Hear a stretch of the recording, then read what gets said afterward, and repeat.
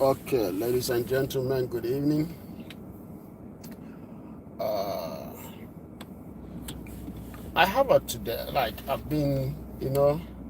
have some things going through my mind, and I was like, what, let me just pass out knowledge to you guys tonight. That's this evening. And you see, when you have to do something, one thing you want to do is how to be the better version of yourself. In the sense that you got to be the best that you are made to be. Meaning that be the best version of yourself. You see, when you want to embark on anything, be it business, be it relationship, be it family, no matter what it is, you want to be the better you. You want to be the better you.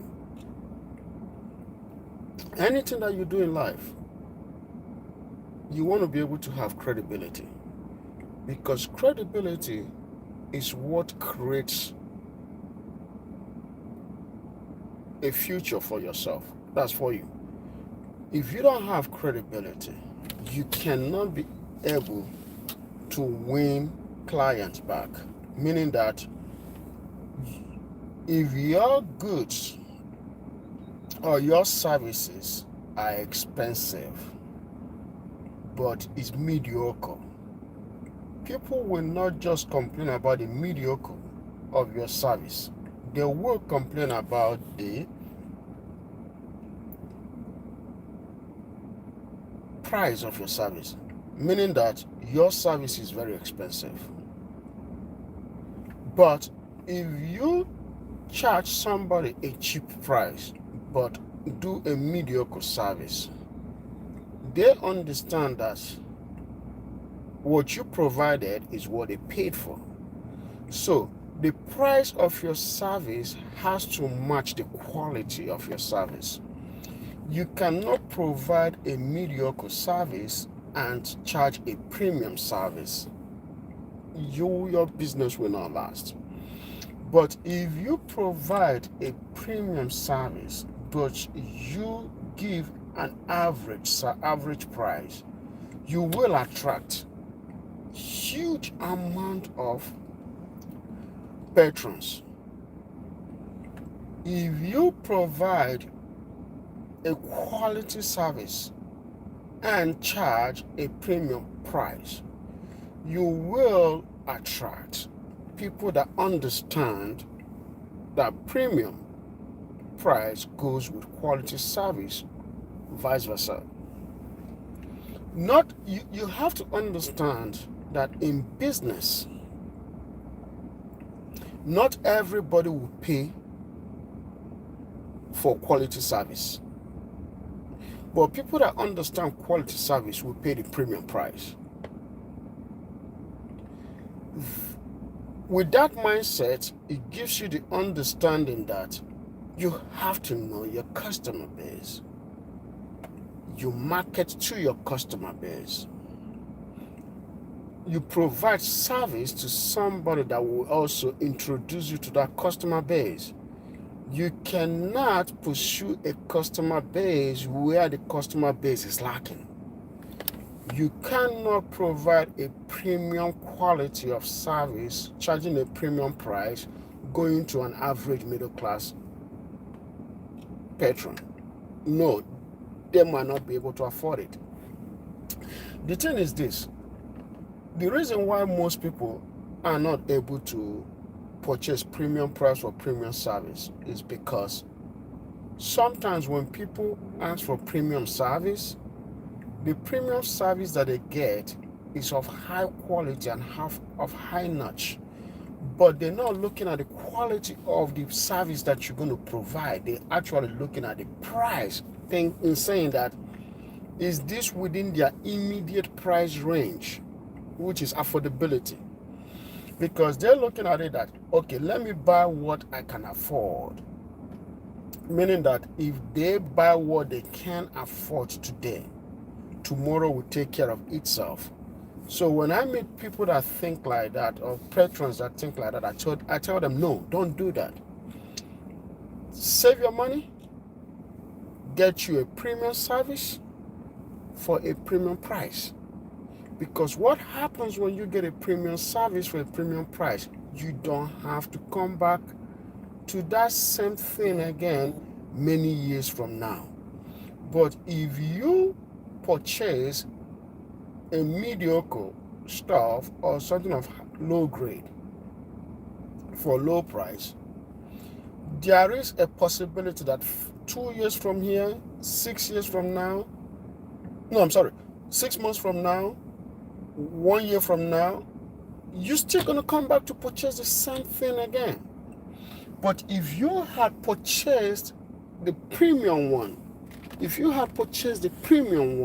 check this, let me bring myself more to the middle. If you had purchased the premium one, what happens when you purchase that premium one is that now you get to keep that service for a long time. Let me move my camera a little bit. Sorry about that, guys. Yeah, I think this will work better. Let's see.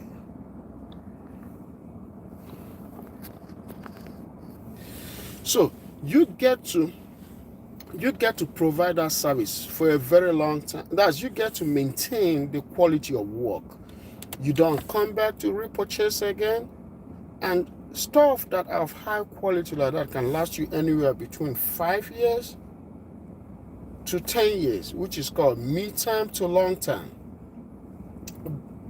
And you save a lot of money, because when you buy something of low quality, by the time you purchase the second time within 6 months or 1 year, you've already exceeded the price of an original version. That is why I do tell people, take your time and purchase that quality service, that quality parts. Save for it, purchase it. If you think you can live without it today, no. You can live without it. Tomorrow is another day. It is a necessity, right? Yes, it is a necessity. If the house is not on fire, the house is not falling down, your car is not going to, the brakes on your car is not going to fail. You don't need to rush it. You got to strategize and execute. But you don't want to waste time either, because time is of the essence. And this also applies to a relationship. When you want to go into a relationship, you don't get married because you want to get married or all your friends are getting married. Ask yourself, if you're a man, do I have what it takes to be a husband? Do I have what it takes to be a provider? Do I have what it takes to be a protector? In the sense that when you provide, when you bring a wife home, you have to provide. When your wife and your family is right there in the house, you have to protect. You have to provide them every maximum effect of security. You have to give them sense of security. You have to make them understand that that you've provided all the security they needed. Just let me use an example as a tiger. Let me use a tiger. The tiger, that's the animal kingdom, as an example. When a female tiger stays in a territory and there is no man, when a male tiger visits, walks into that territory, she submits her territory to the male tiger. That's the life of a tiger, because the tigers and the lions are different. Tigers are lone hunters. Lions are not lone hunters. They're hunting tribes. But I'm going to use tiger and lion for this example. So, When a female tiger sees a lion tiger walks into that territory, she submits a territory to the tiger. She submits that territory because the male tiger is a protector. She would then have her cubs for the tiger. And what the tiger does is to provide sense of security around that within that territory. If there is an intruder of any animal species and that male tiger does not kill the intruder or fight the intruder to submission, the female tiger will now feel that there is no sense of security, that there is a looming fear, there is a looming, in fact, her territory becomes in danger, which means there is no security barrier within her territory. So what the female tiger will do is to ask the male tiger to leave the territory because she owns the territory, right? That's tigers. Human lives are not allayed with tigers, but human lives are allayed with lions, the lion kingdom. So if you look at the king of the jungle, the lion, what he does basically is that he protects the kingdom. A lion will rather lose his life. He does not run away from fight. A tiger will walk away from fight, a male tiger, but a male lion does not walk away from fight. He does not turn his back away from fight when it has to do with his territory. He will come, he will fight, and he will kill. And the female lion is highly submissive to that male lion because she knows that her security will never be threatened as long as a male lion is concerned. You see the difference between a male lion and a female lion, and a male lion and a male tiger, two different territories. The male tigers come into a female territory, but the male lions own the territory. They don't go nowhere. So you as a man have to ask yourself this question: do I have what it takes to provide security to my family? That's what a male species of the human race does, is to provide a sense of security. Then for the female species of the human race, what she does is that she would then execute everything that the male of the human species sets in place. She is the executor. She's the one that executes everything that is set in place. But it comes out. So for you as a female, the question becomes, do you have what it takes to be married? Remember, we humans are like the lion kingdom. The woman comes to the man's territory. The man marks his territory. The woman comes into it. So, do you have what it takes to nurture a family? The difference between humans and animals is in provision. The male of the human species provide and protect, but in the animal kingdom, both lion and tigers, the females provide, the male protects. Except when the kill is hard, then the man comes in of both sides, both male and female, both tiger and lion. The male of the species come in to finish the kill when it's hard for the females. But in the human race, up until recently, the male species have always been the provider and the protector, and it still goes on up to today because men are very traditional than women. So it comes down to beg this question: Have you as a female find out or figured out that if you have what it takes to be a wife. Because the thing about it is this. People are saying that, oh, the days have changed, society have changed. No, men are very conservative. Men don't change. Men don't change. One thing men will not want to do is to adjudicate their throne. No, men will not do that. A man always want to be a man. So it begs the question, do you have what it takes to be a female in a man's house, a wife in a husband's house? Do you know how to cook? Do you know how to nurture? Did you get this training from your mother? Did your mother teach you how to be a wife? If she didn't, you need to go back to your mother. You need to learn how to obtain those stuffs. Because the reason why I said about quality is this. There is certain quality that a man has to must achieve to become a husband. There is certain quality that a woman has to achieve to become a wife. In those qualities, right, if you don't achieve the necessary qualification to be of any such, guess what happens? You get into a marriage, it doesn't last. The reason why the marriage doesn't last, it brings us back to what I was saying about business.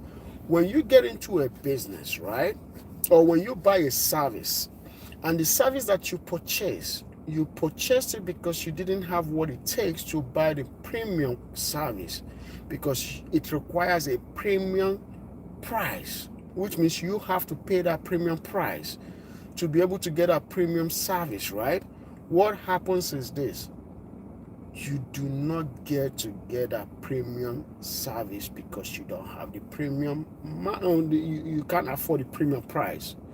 Because you cannot afford the premium price, you don't have the premium goods. So what people do is that they then go about buying an inferior goods. They buy that inferior goods so that they will be able to satisfy the now. Whereas marriage is not of the now. Marriage is long time. It's long time. It's mid-time to long time, because the reason why it's mid-time to long time, somebody might fall sick, something might happen, one of you might be gone much earlier. You know, when we say short time in human race, we're talking about 20 to 25 years, 20 to 30 years of marriage. When we say a long time, we're talking about anywhere from 35 to 60 years of marriage. So these are the things that we put in place, that we actually say, these are the time frame that we give for both for human race, which means, do you have what it takes to go for mid-term to long-term relationship, or you just getting in for short-term? Short-term is anywhere between 6 months to 10 years. Those are short-term. People are celebrating today that, oh, if it's 10 years, they've tried. No, you didn't try. You failed. You failed. Both of you failed. You failed. I'm sorry. You failed. You see, when we don't shame ourselves for our failure, we kick it down the road. We accept it. You cannot accept your failure.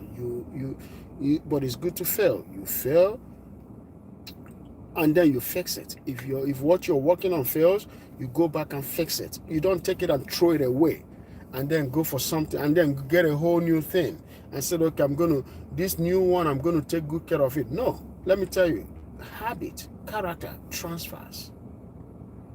You cannot throw away character or habit if you didn't fix it.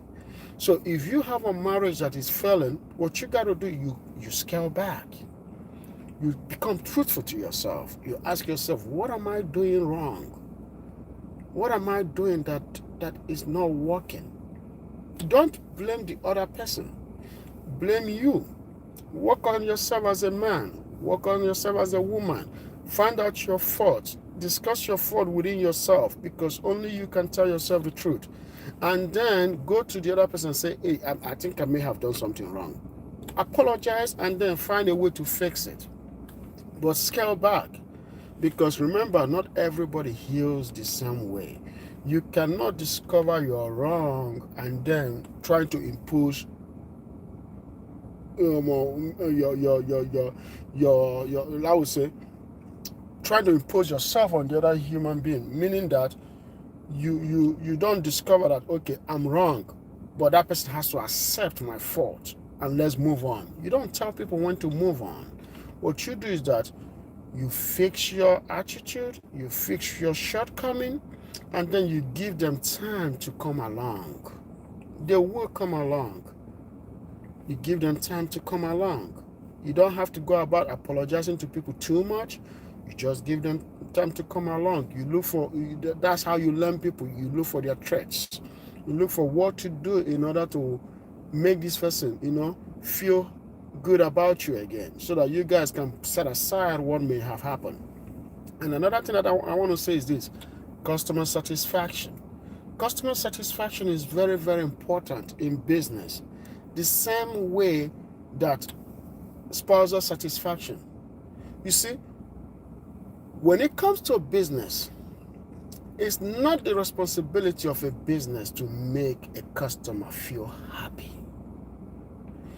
But it is the responsibility of a business not to disappoint its patron. Meaning that the goods that you sold has to function. However the customer uses the goods is not your business. However they want to feel happy about the goods is not your business. But your business is to make the goods satisfactory. But their business is to find happiness in the goods. And the same applies to marriage. It's not a man's responsibility to make his wife happy. It's not a woman's responsibility to, kill herself over her husband. But her responsibility is to make sure that everything she has to do in that marriage is done. His responsibility is to make sure that she's not miserable. It's not his responsibility to make her happy. But it's his responsibility not to make her miserable. That's what I'm saying. Thank you guys. Bye-bye.